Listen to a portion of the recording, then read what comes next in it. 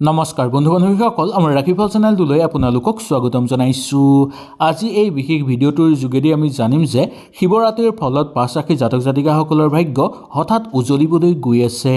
শিৱৰাত্ৰিৰ সময়তে এই ৰাশি জাতক জাতিকাসকলৰ জীৱনলৈ আহিব কিছু পৰিৱৰ্তন, কিছু পৰিকল্পনা আপোনালোকৰ সিদ্ধি হৈ পৰিব। ভিডিঅ'টো শেষলৈকে চাব, কাৰণ শেষত এটা গুৰুত্বপূৰ্ণ উপায়ৰ কথাও মই আপোনালোকক জনাবলৈ চেষ্টা কৰিম, যিটো উপায় সকলো ৰাশিৰ কাৰণে প্ৰযোজ্য হ'ব। আহক তেনেহ'লে আমি বেছি দেৰি নকৰি সুন্দৰভাৱে জানি লওঁ। যদি ভিডিঅ'টো ভাল লাগে লাইক এটা কৰি আমাৰ মনোবল বঢ়াব আৰু আপোনালোকৰ বন্ধুবৰ্গৰ লগত শ্বেয়াৰ কৰি তেওঁলোককো উপকৃত কৰিব। শিৱৰাত্ৰি কেৱল এটা তিথি নহয়, এইটো হৈছে আত্মশুদ্ধি, কৰ্মফল আৰু ভাগ্য পৰিৱৰ্তনৰ ৰাত্ৰি। এই ৰাতিতেই মহাদেৱে অতি সহজতেই আমাৰ ওপৰত সন্তুষ্ট হৈ পৰে। সেইকাৰণে সৎ মনেৰে এইদিনা আমি প্ৰাৰ্থনা কৰিলে আমাৰ জীৱনৰ পৰা দুখ কষ্ট দূৰ হয়, ধন সৌভাগ্যতা আমাৰ ঘৰত বৃদ্ধি পাবলৈ ধৰে আৰু বন্ধ ভাগ্যৰ দুৱাৰ খোল খাই পৰে। আহক তেনেহ'লে আমিও সুন্দৰভাৱে জানি লওঁ। 1 নম্বৰটো হৈছে বৃষ ৰাশি। বৃষ ৰাশি হৈছে নন্দী মহাৰাজাৰ ৰাশি।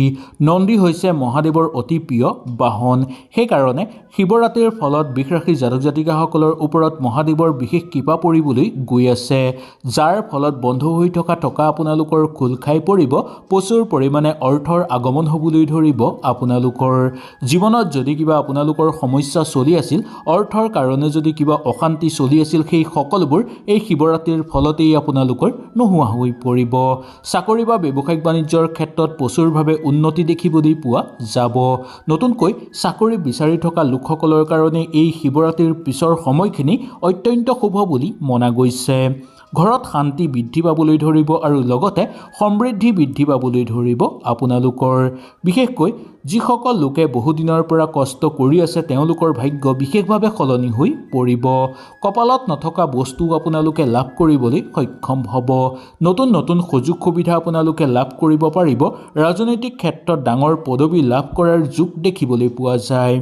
ভ্ৰমণৰ প্ৰবল সম্ভাৱনা আছে। প্ৰেম আৰু দাম্পত্য জীৱনত সুখ শান্তি বৃদ্ধি পাবলৈ ধৰিব আপোনালোকৰ। ঘৰ পৰিয়ালৰ ক্ষেত্ৰতো আনন্দময় পৰিৱেশ বিৰাজ হ'ব।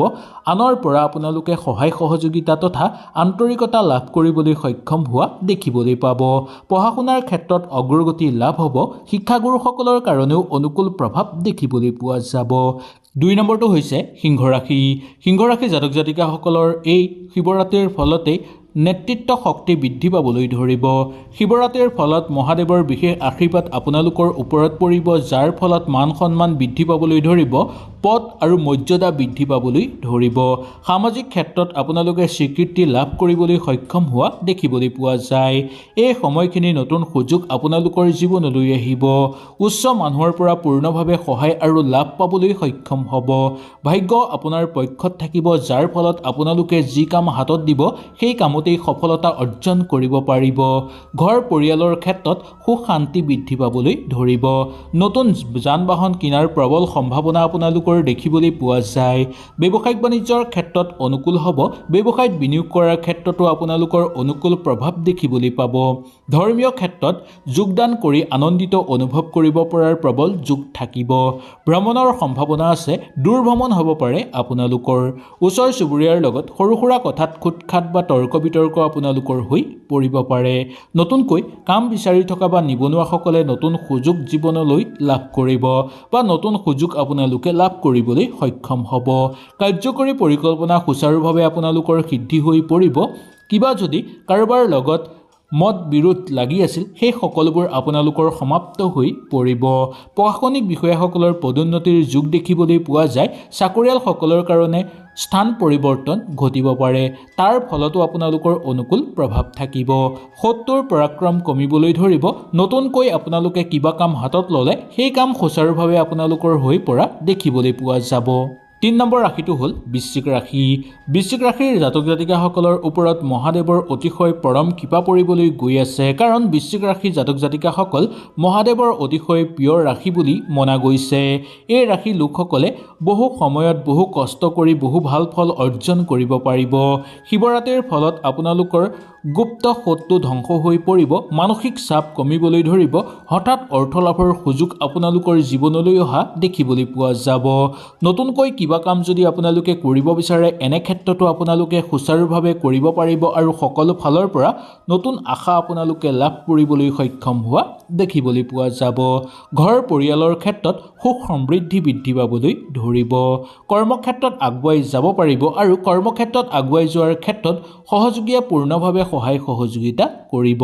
কিবা কাম কৰিম বুলি যদি বহুদিনৰ পৰা অপেক্ষা কৰি আছিল সেই কাম আপোনালোকৰ হৈ পৰিব। সন্তানক লৈ আনন্দিত অনুভৱ কৰিব। প্ৰেম দাম্পত্য জীৱনত আপোনালোকৰ শুভ হৈ পৰিব। যিসকল লোকে আপোনালোকে নতুন কাম কৰিবৰ কাৰণে আগ্ৰহী তেওঁলোকে নতুন সুযোগ লাভ কৰিবলৈ সক্ষম হ'ব। যিসকল বৃশ্চিক ৰাশিৰ লোকসকলে দীঘলীয়া দিন ধৰি কষ্ট কৰি আছে সেইসকলৰ কপাল ফুলি গৈছে বুলি ক'ব পৰা যায় বা এই শিৱৰাত্ৰিৰ ফলতেই আপোনালোকৰ মনে বিচৰা সকলো কাম হৈ পৰিব আৰু প্ৰচুৰ পৰিমাণে ঘৰত অৰ্থৰ আগমন হ'বলৈ ধৰিব। মাটি বাৰী ক্ৰয় কৰাৰ ক্ষেত্ৰত আপোনালোকৰ নতুন সুযোগ থাকিব। ঠিকা টুকলি কৰা লোকসকলৰ ঘৰলৈ নতুন ভাল খবৰ আহিব। নতুনকৈ ঘৰত মূল্যৱান সম্পদ ক্ৰয় কৰিব আপোনালোকে যদি বিচাৰিছে তেনে ক্ষেত্ৰতো আপোনালোকে সুন্দৰভাৱে সেই মূল্যৱান সম্পদ ক্ৰয় কৰিব পাৰিব। 4 নম্বৰ ৰাশিটো হ'ল মকৰ ৰাশি। মকৰ ৰাশি জাতক জাতিকাসকলৰ ওপৰত শনিৰ শুভ প্ৰভাৱ পৰিবলৈ গৈ আছে, যাৰ ফলত মহাদেৱৰ বিশেষ আশীৰ্বাদ আপোনালোকৰ ওপৰত পৰিব। সেইবাবে এই ৰাশিৰ লোকসকলে বহু পৰীক্ষাত ভাল ফল অৰ্জন কৰিব পাৰিব। এই শিৱৰাত্ৰিৰ ফলতেই শনি দোষ আপোনালোকৰ শান্ত হৈ পৰিব। কষ্ট শেষ হোৱাৰ সম্ভাৱনা দেখিবলৈ পোৱা যায়। জীৱনত স্থিৰতা আপোনালোকৰ বৃদ্ধি পাবলৈ ধৰিব। মকৰ ৰাশি জাতক জাতিকাসকলৰ কেৰিয়াৰৰ ক্ষেত্ৰত উন্নতি বৃদ্ধি পাবলৈ ধৰিব। প্ৰচুৰ পৰিমাণে অৰ্থৰ আগমন হ'ব। ভাগ্যই এই ক্ষেত্ৰত আপোনালোকক সহায় কৰিব। শিক্ষাৰ ক্ষেত্ৰত আগভাগ ল'ব পাৰিব। প্ৰেম আৰু দাম্পত্য জীৱনত আপোনালোকৰ ভাবাতকৈ বেছি শুভ দেখিবলৈ পোৱা যায়। ভৱিষ্যতৰ কাৰণে যদি কিবা চিন্তা আপোনালোকে কৰিব বিচাৰে তেনেহ'লে অতিশয় ভাল ফল লাভ কৰিব পাৰিব। ৰাজনৈতিক ক্ষেত্ৰত সামাজিক ক্ষেত্ৰত সুসন্মান অৰ্জন কৰিব পাৰিব। খেল ধেমালি কৰা লোকসকলৰ লগত জড়িত লোকসকলৰ প্ৰাপ্য সন্মান লাভৰ যোগ দেখিবলৈ পোৱা যাব।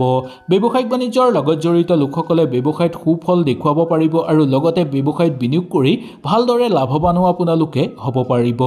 দৈনন্দিন কাম কাজৰ লগত জড়িত হৈ থকা লোকসকলে যদি কিবা কষ্ট ভোগ কৰি আছিল সেই কষ্ট আপোনালোকৰ সমাপ্ত হৈ পৰিছে বুলি ক'ব পৰা যায়। আপোনালোকৰ ভাল দিন আৰম্ভ হৈ পৰিছে। শত্ৰুৰ পৰাক্ৰম নাশ হৈ পৰিব আৰু সকলো ফালৰ পৰা আপোনালোকৰ উন্নতি বৃদ্ধি পাবলৈ ধৰিব। এই সময়খিনিত মকৰ ৰাশি জাতক জাতিকাসকলে নতুন কাম আৰম্ভ কৰিলে অতি সোনকালে সফলতা অৰ্জন কৰিব পাৰিব আৰু মহাদেৱৰ পৰম আশীৰ্বাদৰ ফলত সকলো মনৰ আশাও আপোনালোকৰ পূৰ্ণ হৈ পৰিব। 5 নম্বৰটো হ'ল মীন ৰাশি।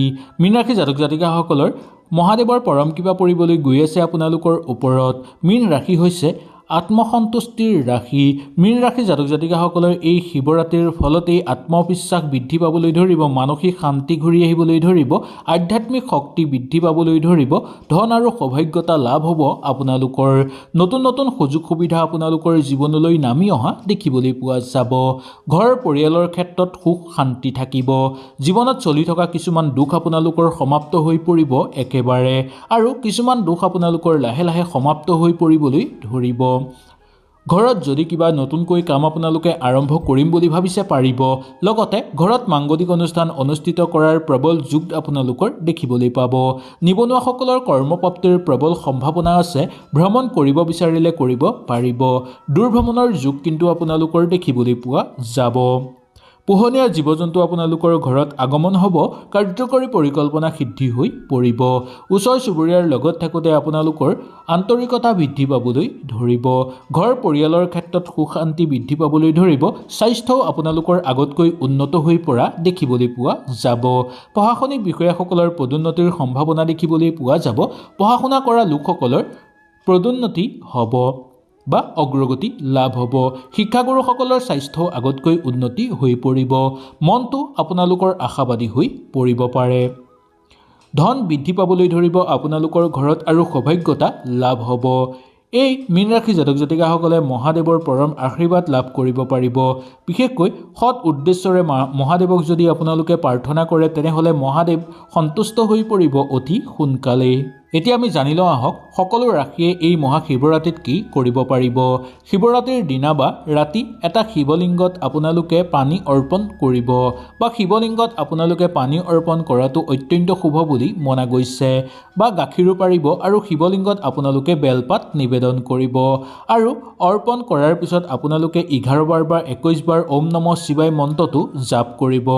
এনে উপায় কৰিলে নিগেটিভ শক্তি আপোনালোকৰ দূৰ হৈ পৰিব, ভাগ্য শক্তিশালী হৈ পৰিব আৰু ঘৰত প্ৰচুৰ পৰিমাণে অৰ্থৰ আগমন হ'ব। ইয়াৰ উপৰিও মহাদেৱক অতি সোনকালে আপোনালোকে সন্তুষ্ট কৰি ল'ব পাৰিব। প্ৰিয় বন্ধু বান্ধৱীসকল, আপোনালোকৰ ৰাশি এই তালিকাত আছেনে নাই নিশ্চয় মোক তলত কমেণ্ট কৰি জনাবলৈ একেবাৰে নাপাহৰিব। মহাদেৱৰ আশীৰ্বাদ আপোনালোকৰ ওপৰত পৰক যাতে, তাৰেই কামনাৰে আজিলৈ আপোনালোকৰ ওচৰৰ পৰা বিদায় লৈছোঁ। নমস্কাৰ।